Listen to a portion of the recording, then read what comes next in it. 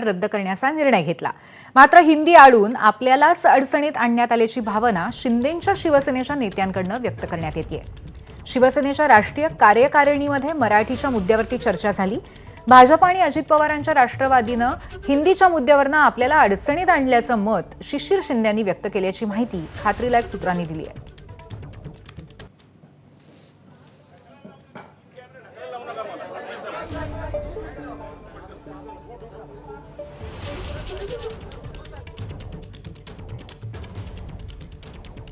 दरम्यान कार्यकारिणी बैठकीसंदर्भात शिवसेनेचे उपनेते निलेश सांबरे यांनी काय प्रतिक्रिया दिली पाहूयात।